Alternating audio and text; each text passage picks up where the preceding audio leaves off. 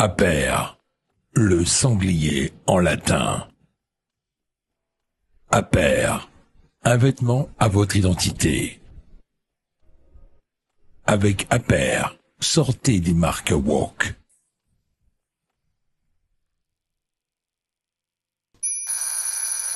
Ligne droite.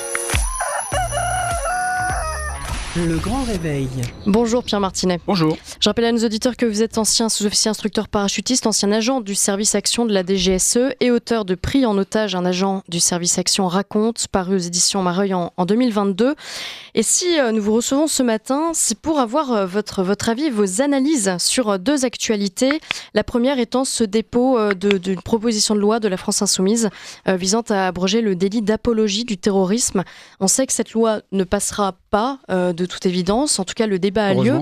Ouais. Qu'est-ce que ça dit alors d'abord de la France Insoumise, ensuite on parlera effectivement de la gravité aussi de cette proposition de loi. Ça confirme un peu ce qui se passe depuis de nombreuses années, encore plus depuis le 7 octobre, puisque la France Insoumise a clairement pris parti pour le Hamas, qui pour eux est un mouvement de résistance. Mais je fais une parenthèse, hein, dans vos titres tout à l'heure, vous parliez de cessez-le-feu entre un État souverain, démocratique, et un groupe terroriste islamiste. On marche sur la tête. C'est entre Israël et le Liban plus largement. C'est pas le Liban en fait. Israël ne fait pas la guerre au Liban. Israël fait la guerre au Hezbollah. Le Hezbollah a lobotomisé le Liban. Il est sur son territoire depuis sa création, depuis 1985. Mais Israël n'a pas déclaré la guerre au Liban. C'est là qu'il y a vraiment une incohérence totale dans cette lutte contre le terrorisme islamiste, parce que aujourd'hui, on traite le terrorisme islamiste comme un État. On fait des accords de cessez-le-feu avec le Hezbollah. C'est pas avec le Liban qu'on fait. Ça, c'est vraiment important de le dire. Est-ce qu'on a traité avec le nazisme? Est-ce qu'on a traité avec Al-Qaïda? Est-ce qu'on traite avec l'État islamique? Non. Et c'est là qu'il y a vraiment ça rejoint un peu la France Insoumise, parce que la France Insoumise voudrait que le terrorisme soit traité comme un délit de droit commun, en fait. Non, il faut une juridiction d'exception pour lutter contre le terrorisme et tous ceux qui font leur apologie. Aujourd'hui, le terrorisme islamiste, c'est le danger numéro 1 en Europe et en Occident. Quel serait donc le risque, vous venez d'y répondre en grande partie, mais d'abroger ce délit d'apologie du terrorisme, ça ouvrirait les portes à n'importe quoi, n'importe quel délire? Eh bien, on pourrait dire que le 11 septembre, c'était pas si grave que ça. En fait, les États-Unis l'ont bien cherché. Le 13 novembre, eh bien oui, mais la France traite mal les musulmans, comme on me l'a dit en Libye. Donc pourquoi on n'adhérerait pas à leur combat? On a l'impression que la France Insoumise aujourd'hui adhère au projet islamiste qui n'a qu'un but, c'est instaurer la charia en Occident, et plus particulièrement en Europe, puisque l'Europe, c'est le ventre mou de l'Occident, et le projet des frères musulmans de 1928 a énormément avancé. On est aujourd'hui à la croisée des chemins. Si on ne prend pas de décision forte, et ça rejoint aussi ce qui se passe avec l'Algérie aujourd'hui, eh bien, on va se faire manger. Qu'est-ce que c'est une décision forte, par exemple, aujourd'hui, à prendre? Alors, la décision forte, c'est très simple.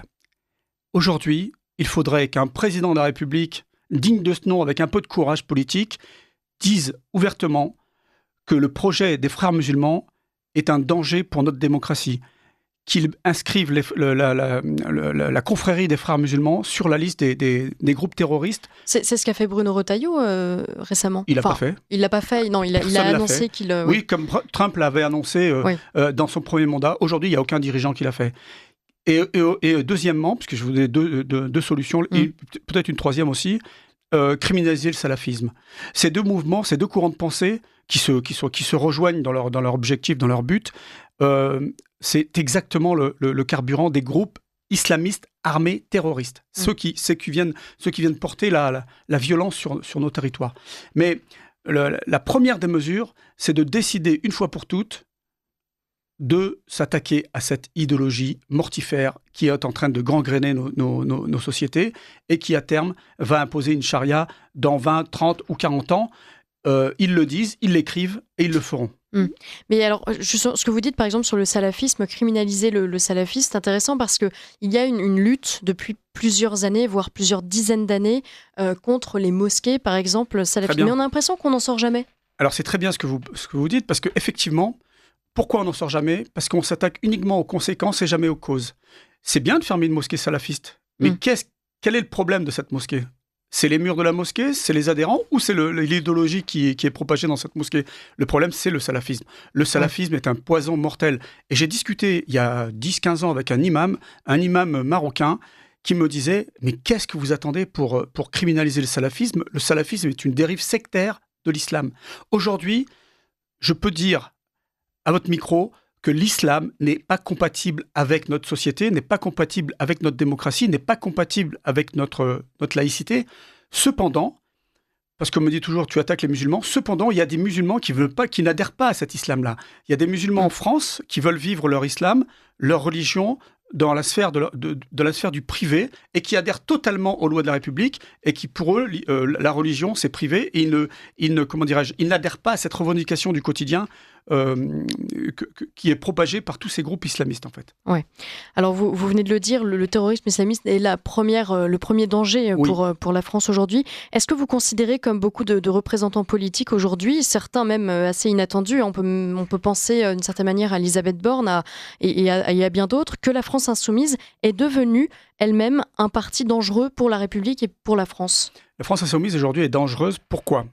Parce que par son comportement, par ses déclarations, par ses manifestations sur la voie publique accompagnées d'islamistes reconnus, accompagnées de personnes qui sont fichées S, accompagnées de personnes qui revendiquent un islam rigoriste en France, ne font pas le jeu, sont totalement complices de ces mouvements idéologiques, de ces mouvements terroristes, parce que je rappelle que le terrorisme islamiste est alimenté par cette idéologie-là. Donc je pense qu'ils le font sciemment. Je pense qu'ils ont aussi un calendrier sur du long terme, comme les gens avec qui ils collaborent. Un calendrier électoral ? Plus que ça, oui. Un calendrier électoral, parce que les élections à terme, eux, ils pensent à 1927, j'allais dire, à 2027. Ouais. Mais en fait, au-delà de ça, ça va beaucoup plus loin. Parce que le calendrier de ces groupes islamistes, le calendrier des frères musulmans, c'est pas à 4-5 ans. Ouais. On va fêter les 100 ans de la création de la confrérie des frères musulmans dans 4 ans. Ils ont 96 ans. Donc, ils sont inscrits vraiment sur un temps long. Ils ont encore le temps d'aller au terme de leur projet. Et la France islamiste les accompagne aujourd'hui de façon totalement décomplexée et en toute liberté. Qu'est-ce qu'on attend pour changer nos lois face à ce danger-là ? Parce qu'aujourd'hui, la loi de 1905, la laïcité, n'est pas du tout adaptée à cet islam-là. Ouais. Et tant qu'on n'aura pas pris conscience, tant qu'on n'aura pas le courage de dire cet islam n'est pas compatible avec notre République, cet islam n'est pas compatible avec les valeurs que nous avons depuis de nombreuses années et surtout notre histoire française mais aussi européenne, parce que le projet islamiste n'est pas un problème franco-français. C'est un projet global, mondial, qui, est vraiment centré aujourd'hui depuis quelques années. Moi, j'ai commencé à travailler sur le sujet dans les années 90, fin des années 90, dans toute l'Europe. Ça avait bien commencé déjà, et aujourd'hui, c'est puissance 10, 20. On n'a pas exactement de chiffres, on n'a pas exactement de statistiques, parce que les gens disent, ce qu'on dit, c'est une infime minorité, la grande majorité. Enfin, oui, puis on voit le poisson en permanence. On a laissé faire, quoi. On laisse faire, toujours. On a laissé faire, on laisse faire. Et tant qu'on laissera faire, eh bien, ils avanceront, parce que la nature ayant horreur du vide, on leur met aucun projet en face. Nous n'avons que des besoins, et eux, ils ont un vrai projet. Donc, c'est à nous de réagir. Et effectivement, la France insoumise aujourd'hui participe à ce projet activement. Donc, j'entends à travers ce que vous dites que le clientélisme entretenu par la France insoumise aussi vous inquiète, puisque de fait, ça fonctionne. Hein. La France insoumise a des résultats à chaque élection quand même assez importants. Bien sûr. La voix de Rima Hassan vous inquiète ? Mais Rima Hassan fait partie de la sphère islamiste à 100%. C'est pas, sa voix bien m'inquiète, évidemment, mais elle déroule son projet également. C'est là que je suis scandalisé parce qu'on les laisse dérouler leur projet. Elle fait partie du projet également. On l'a mis sur la même... par exemple, il y a eu une interdiction de conférence à Sciences Po. Finalement, la justice a dit non, vous la recevez, c'est la liberté d'expression, etc. Dans les débats qu'on a pu avoir, il y a cet aspect, oui, mais si on interdit Rima Hassan, on interdit aussi Éric Zemmour. Est-ce qu'on peut véritablement mettre Rima Hassan sur le même plan qu'Éric Zemmour ou que n'importe quelle autre personnalité politique au prétexte qu'elle est élue ? Mais est-ce qu'on peut mettre sur le même pied d'égalité Adolf Hitler et Éric Zemmour ? Là, c'est peut-être un peu excessif. Non, c'est pas excessif. Les islamistes ont le même projet que les nazis. D'accord. Vous considérez que Rima Hassan est islamiste ? À 100%. Quelqu'un qui adhère au projet du Hamas est islamiste. Quelqu'un qui pense que le Hamas est un mouvement de résistance. Je rappelle quand même que le Hamas est inscrit sur la liste des terroristes de l'Union européenne, des États-Unis. Oui. Donc, c'est un groupe terroriste. Le Hezbollah également. Donc, c'est pour ça que moi, par définition... Voilà, le Hezbollah également.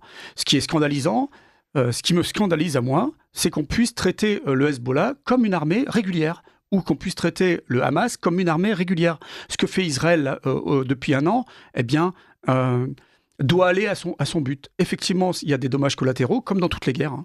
Les gens voudraient qu'Israël tue uniquement des terroristes sans dommages collatéraux, sans avoir d'enfants et de femmes qui décèdent. C'est pas possible.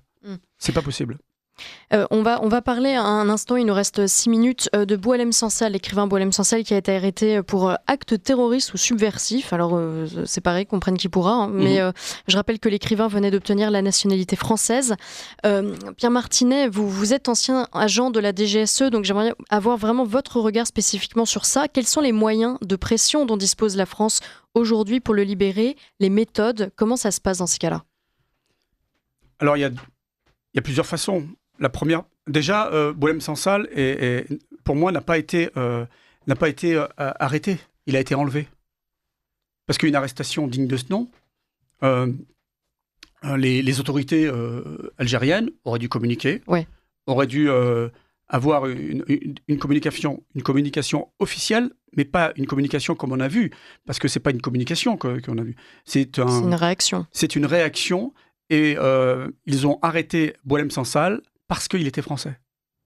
Donc pour vous, ça pourrait même être assimilé à une prise d'otage ? C'est une prise d'otage, c'est un enlèvement. Donc, alors maintenant je vais répondre à votre question concrètement. Dans ces cas-là, il y a 3 possibilités.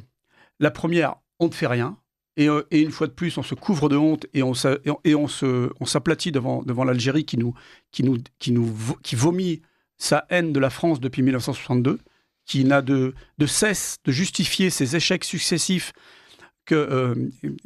par la présence de la France pendant 130 ans et la colonisation qui a laissé des traces. Donc je pense que si on continue à ne rien faire, dans 150 ans, l'Algérie continuera à dire que ses échecs sont dus à la colonisation. Donc ça, c'est premièrement. Deuxièmement, il faut durcir le ton diplomatique avec l'Algérie, et nous avons des moyens de pression, parce que je rappelle que les accords de 1968 sont aujourd'hui nuls et non avus, ils n'ont pas lieu d'être.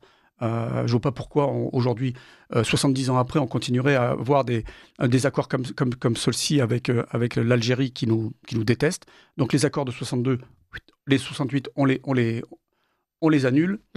Et ensuite, la troisième possibilité, mais là c'est... Donc la deuxième, il faut vraiment qu'il y ait une diplomatie ferme, et que la France, pour une fois, ait un peu de courage, et qu'elle ait des dirigeants dignes de ce nom. Malheureusement, les dirigeants qu'on a aujourd'hui, je ne partirai pas faire la guerre avec eux. Voilà, je ne partirai pas faire la guerre avec eux. Et la troisième possibilité, puisque pour moi c'est un enlèvement, on organise une libération. Physique, c'est-à-dire qu'on envoie carrément des hommes ? Oui, des unités spéciales pour le libérer. Eh bien ça, c'est une troisième possibilité. C'est un fantasme, parce que personne ne le fera, évidemment. Mais c'est un enlèvement pour moi. J'imagine ses conditions de détention dans une dictature, qui est l'Algérie. Et il est temps qu'on s'unisse pour demander sa libération. Éric Revel, qui intervenait hier dans un autre média, expliquait qu'il était peut-être temps de rompre carrément les relations diplomatiques avec l'Algérie. Mais bien sûr. Oui, vous êtes d'accord avec ça ? Mais bien sûr. Il est temps, après 70 ans, presque 70 ans, de stopper ça, quoi. D'arrêter toutes ces genuflexions en permanence, cette repentance permanente. Mais c'est assez incroyable. Je voyage beaucoup en Afrique, ça fait 40 ans que je vais en Afrique. Il y a encore, aujourd'hui, quand je vais en Afrique, c'est surtout pour faire du business. Donc les Africains sont soit mes partenaires, soit mes clients. Il y a encore des gens qui me parlent de la colonisation. Je leur dis, écoutez, moi, j'ai colonisé personne. Je suis né en 64. Donc, votre colonisation, c'est bien. Mais maintenant, passez à autre chose. Tournez la page. Moi, je ne suis pas chez vous en tant que colonisateur. Je suis chez vous en tant que partenaire ou prestataire de service. Donc, stop. Oui. Stop, en fait. Il faut arrêter ça. Et surtout, mais pourquoi ils le font ? Parce qu'en permanence, on est dans cette repentance et on se flagelle tout le temps. Donc, les gens sont faibles. Eh bien, en face, on a des gens qui sont plus forts que nous, si on est faible. On parlait des moyens de pression de la France sur l'Algérie. Le fait que, le fait que l'Algérie enlève Boualem Sansal aujourd'hui, c'est aussi un moyen de pression sur la France. Absolument. C'est quoi le but cherché ? C'est vraiment que ça ? C'est parce qu'il a dit certaines choses ? L'humiliation, madame. C'est juste ça ? Mais bien sûr. Lisez le couplet que l'Algérie a remis dans son hymne national. Ils vomissent, ils nous détestent. Et quand j'échange avec certains Algériens, des échanges assez virulents, ils me disent, je leur dis, mais pourquoi vous détestez autant la France et pourquoi vous voulez tous venir ici ? Pour reprendre notre dû. Ouais. Voilà. Le on ne se sortira caché, pas. On ne se sortira pas. La diplomatie a ses limites. Et une fois qu'on a atteint les limites de la diplomatie, il faut employer la force, la fermeté. Je ne parle pas de force physique, je parle de fermeté. Et donc, tant qu'on n'aura pas des dirigeants qui sont capables de le faire, eh bien, on sera dans cette situation. Dans beaucoup de domaines, on est pleutre. Vous avez un espoir quand même en 30 secondes pour la libération de Boualem Sansal ? Oui, j'ai un espoir parce que y a quand même, entre guillemets, une diplomatie parallèle. Quand je dis diplomatie parallèle, un mouvement de solidarité qui remue un peu tout le monde. Et j'espère qu'il va y avoir... ça va inciter notre diplomatie à agir un peu plus. Merci beaucoup Pierre Martinet pour cet entretien. Je rappelle que vous êtes ancien agent du service action de la DGSE et auteur de Pris en otage, un agent du service action raconte aux éditions Mareuil en 2022. Merci Pierre Martinet, à très bientôt.